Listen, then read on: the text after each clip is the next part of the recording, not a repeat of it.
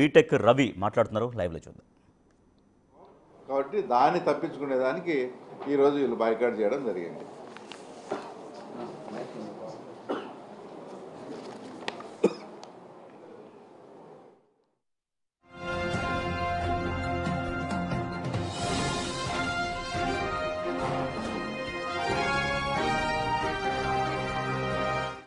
తెలుసు మరి YCP party వాళ్ళ ఓటమికి ఏ విధంగా ఓటమిని అంగీకరించలేక డైవర్షన్ పాలిటిక్స్ చేస్తాననే విషయం మన అందరికీ తెలుసు.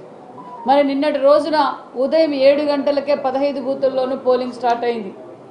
మరి వాళ్ళు ఏజెంట్లు రానిలేదు, మా వాళ్ళని రాలేదని నిన్న 10 గంటలకో 8 గంటలకో అవినాష్ రెడ్డి గారు మేము ఎన్నికలు బహిష్కరిస్తున్నామని చెప్పచ్చు.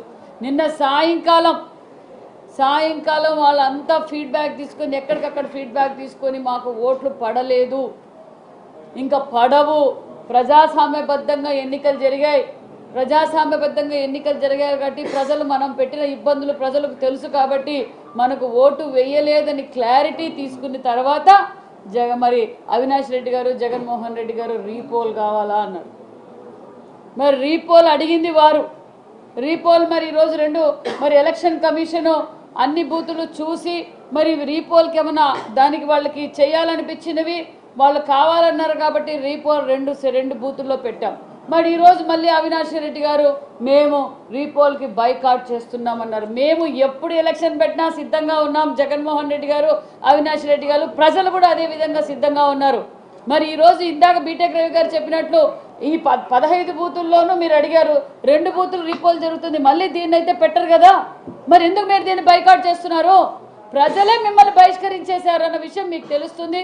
మీ డైవర్షన్ పాలిటిక్స్ చేయడం మీకు అలవాటే. ఈరోజు ఆ నెపాన్ని పోలీసుల మీద అంటారు, ఎలక్షన్ కమిషన్ అంటారు, తెలుగుదేశం పార్టీ వారిపైన అంటారు, రేపొద్దున పత్రికా విలేకరులపైన కూడా అంటారు. వారు ఎవరిని వదలటంలా, వాళ్ళ ఓటమిని వాళ్ళు అంగీకరించడం లేదు. ఓటమిని అంగీకరించాలి. గతంలో కూడా అంతే. జగన్మోహన్ రెడ్డి గారు 2014లో ప్రజలు ఓడిస్తే ప్రజలు వెన్నుపోటు దినోత్సవంగా కూడా ప్రకటించారు, మనం అందరం చూసాం. మేము తెలియజేసేది ఒక్కటే, ప్రజలు అంబేద్కర్ రాజ్యాంగాన్ని కోరుకున్నారు. గతంలో ఇక్కడ రాజారెడ్డి పరిపాలన జరిగింది, రాజారెడ్డి రాజ్యాంగంలో పరిపాలన జరిగింది. మాకు రాజారెడ్డి పరిపాలన వద్దు, అంబేద్కర్ రాజ్యాంగం కావాలను సహృదయంతో సమయస్ఫూర్తితో ఈ రాష్ట్రం అభివృద్ధి జరుగుతున్న ఎన్డీఏ కూటమి అభ్యర్థి లతారెడ్డి గారికి ఓటేసి వేయించి గెలిపిస్తున్నారన్న విషయాన్ని కూడా మీకు తెలియజేస్తున్నాం. మరి జగన్మోహన్ రెడ్డి గారు, అవినాష్ రెడ్డి గారు నీతులు మాట్లాడుతున్నారంటే నిజంగా చాలా అసలు ఎవరు ప్రజలు జీర్ణించుకోలేకపోతున్నారు. ప్రజాస్వామ్యం గురించి మాట్లాడుతున్నారు. మీడియాలో చెప్పారు పోలీసులు, అవినాష్ రెడ్డి గారు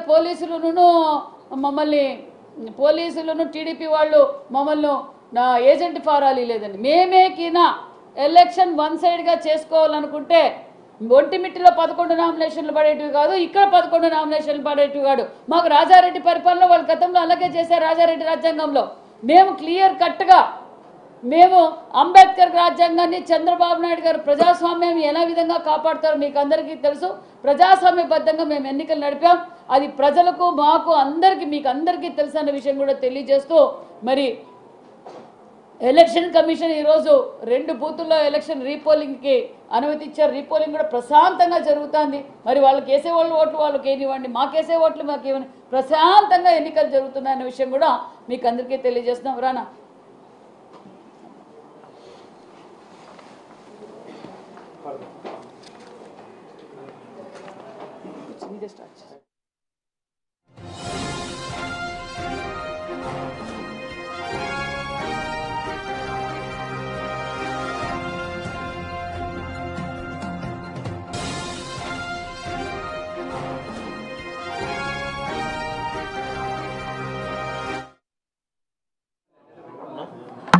ఆ డోర్ ఏమా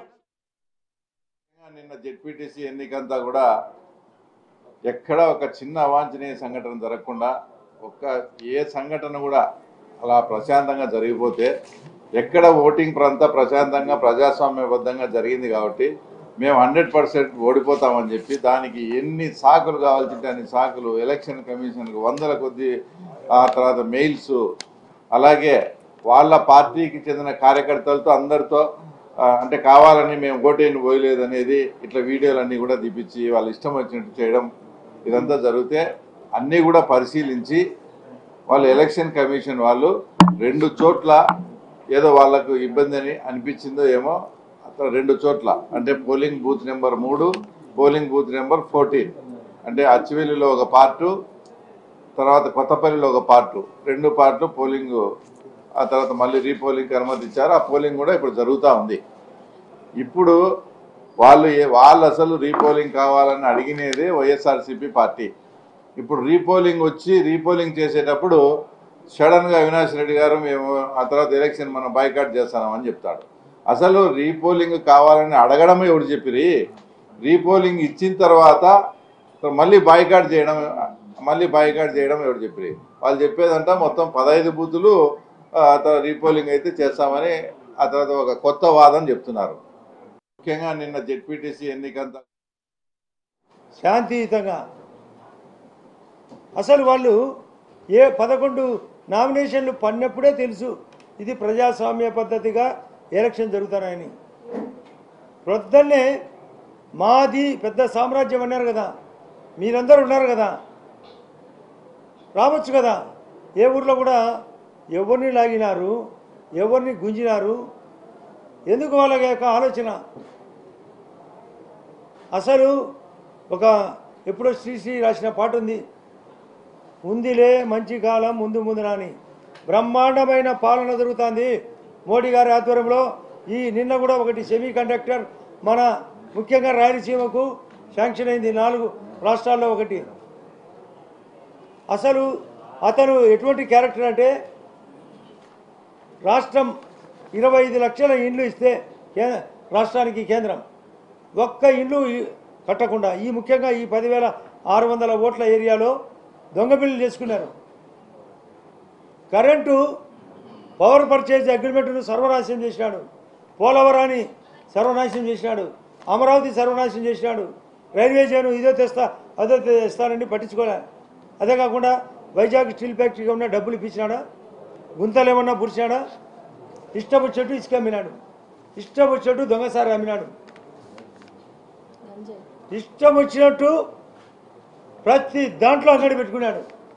ఆయన సారు పెద్ద మార్కెట్ పెడితే అవినాష్ రెడ్డి వాళ్ళు 2వ మార్కెట్, ఇంకా చిన్నోళ్ళందరూ చిల్లర మార్కెట్. ఎవరి కొద్దీ వాళ్ళు పాడా నిధులు దుర్వినియోగం, బిల్లులు ఇవ్వలేకపోయినారు. ఇటువంటి చెత్త క్యారెక్టర్ వాళ్ళు నిన్న జరిగిన ఎలక్షన్లను మళ్ళీ ఈరోజు ఏందో బాయ్కాట్ అంట. పడండి, బాయిలో పడి సావండి. బాయ్కాట్ కాదు, బాయిలో పడి సావండి, మాకేం అభ్యంతరం లే. ఈ దేశం ఈ రాష్ట్రం బాగుపడేదాని కోసం చంద్రబాబు నాయుడు గారు కొత్త ఆలోచన, 4వసారి ముఖ్యమంత్రి. ఈ రాష్ట్రాన్ని ఏపీని ఐపీని చేసిన ఘనత జగన్ది.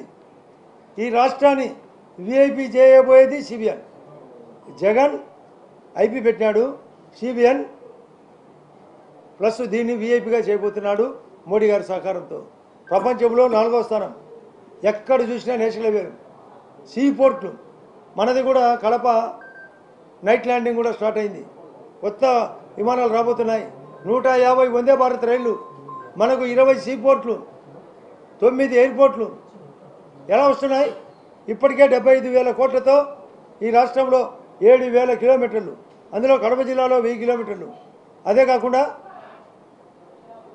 25 లక్షల ఇల్లు కట్టి తిడతాం. ఆయన పేరు పెట్టుకున్నాడు జగనన్న కాలనీ అని. ల్యాండ్ టైటింగ్ యాక్టివిటీ ఇక్కడ ప్రజలు ఇబ్బంది పెట్టాడు, అరటి చీని ఇబ్బంది పెట్టాడు, డ్రిప్ ఇరిగేషన్ కొంప ముచ్చినాడు. ఇటువంటి క్యారెక్టర్ పోయింది. మేము మంచి పని చేస్తాం. గౌరవ ముఖ్యమంత్రి గారు మాకందరినీ టెలికాన్ఫరెన్స్ తీసుకొని చెప్పినాడు, వాళ్ళకి హామీ ఇవ్వండి, ఏ యొక్క హామీని 100 రోజుల్లో పూర్తి చేస్తామని. కాబట్టి నమ్మినారు, ఓట్టేస్తారని. ఎప్పుడు అత్యంత పిసినారు జగన్ రెడ్డి. నేను గతంలో చెప్పిన డబ్బు కూడా తీయనోడు తీసినాడు, ఎంత కావాలంటే అంత తీసినాడు, అందరికీ పంచినాడు, పంచర్ అయినాడు.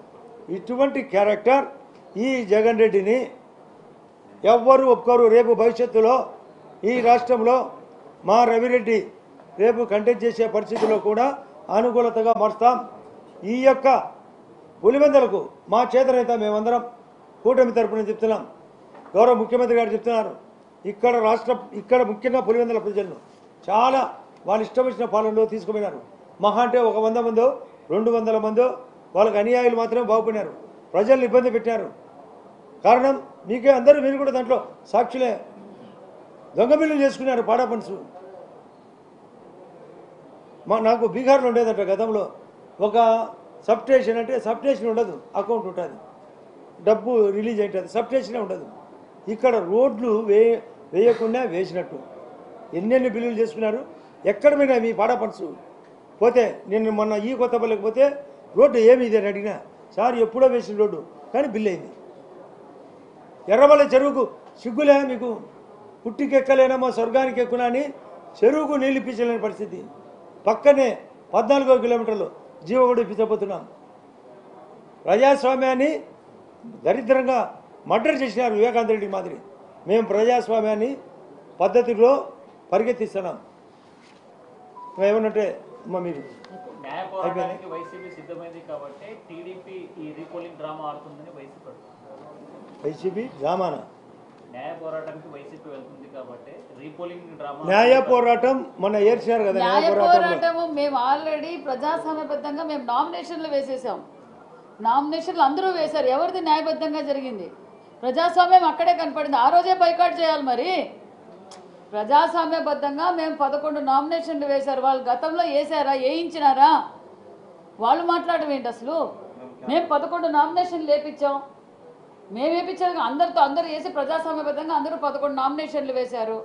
మరి ఇంకా అదే ఆ రోజే బైకాట్ చేయాలి. కానీ ఏమనుకున్నారు? బెదిరిస్తే ఓట్లేస్తారు అనుకున్నారు. ప్రజలు కూడా మార్పు కోరారు. మంచి ప్రభుత్వానికి సహకరిస్తున్నారు. న్యాయ పోరాటం మొన్న రకరకాల విన్యాసాలు చేసినారు, సక్సెస్ అయినారా? ఇప్పుడు న్యాయ పోరాటం ఇప్పుడు ఒకటి కాదు, సుప్రీంకోర్టుకు పోమనండి. పోయినాడు కదా ప్రతిదానికి, సుప్రీంకోర్టు వరకు. సిబిఐ కోసం కూడా సిబిఐ కేసులు ఇరుక్కున్నాడు, ఈడీ కేసుల్లో ఇరుక్కున్నాడు, లిక్కర్ కేసులో ఇరుక్కున్నాడు, మళ్ళా శాండి కేసులో ఇరుక్కోబోతున్నాడు. ప్రతి దాంట్లో ప్రధాన పాత్ర.